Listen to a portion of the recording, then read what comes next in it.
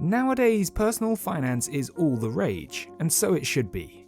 With numerous apps to help us navigate the complex land of investing, the world is your oyster. But up until the last few years, the traditional banking system had been pretty stagnant with little innovation or competition. That was until the UK's most valuable startup decided to challenge the established order. But what is Revolut, and how were they founded? Here's how it happened. Firstly, what is Revolut? Well, it's a digital banking alternative that fits into the bucket of challenger banks. Whilst it didn't start as an official bank, it was designed to be a prepaid card to accompany a mobile app with which to conduct traditional banking services like storing money and paying people. But there's much more to it.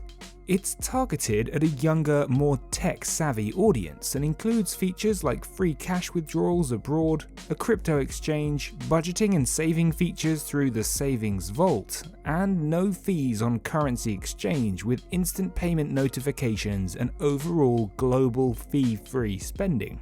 But in 2018, Revolut earned a European banking license and is now regulated by the FCA, with a view to obtaining a full UK banking license soon. Simply, it started as a prepaid travel card and wound up becoming a digital bank. Revolut currently offers 3 subscriptions: their basic free account, a premium account for free travel insurance, instant access to crypto, and free global express delivery, as well as a metal account, which includes a metal card, cashback, and free airport lounge access when your flight is delayed.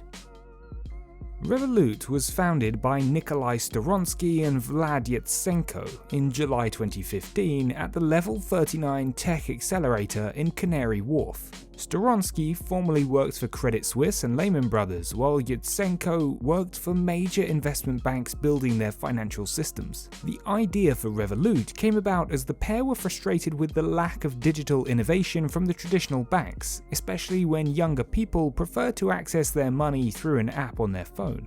Today, Yatsenko is the CTO, while Storonsky is the CEO. With over 15 million personal customers and 500,000 business customers, it's no surprise that Revolut is the UK's most valuable startup with a whopping $33 billion valuation after investment of $800 million from Tiger Global and SoftBank. That's with annual losses of £167 million in 2020 from £222 million in revenue. Storonsky still owns more than 20% of the company and is now worth in excess of $7 billion, and his goal is to create a global financial super app.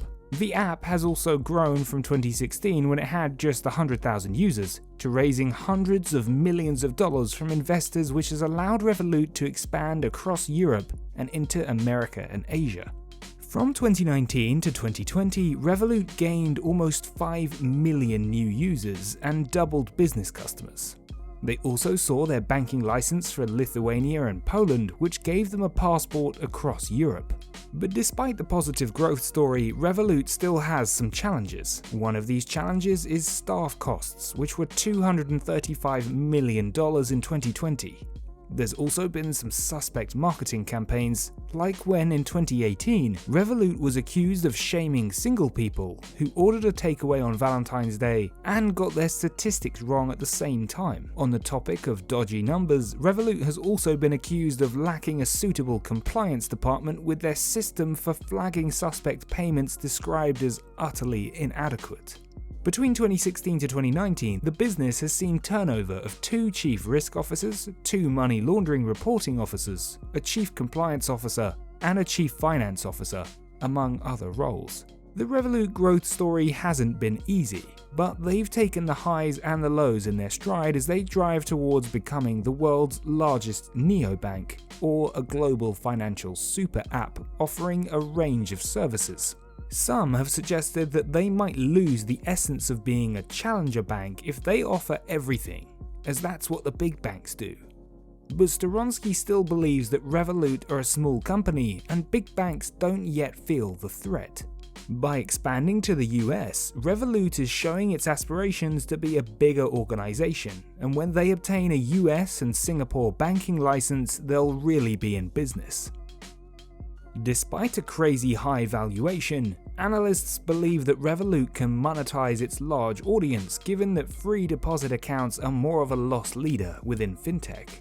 Whilst Revolut admit that in the UK they're not yet a bank, but more of an e-money institution, they have applied for their UK banking license and their story has only just begun. What do you think of challenger banks? Let us know in the comments below, and that's how it happened. Thanks for watching.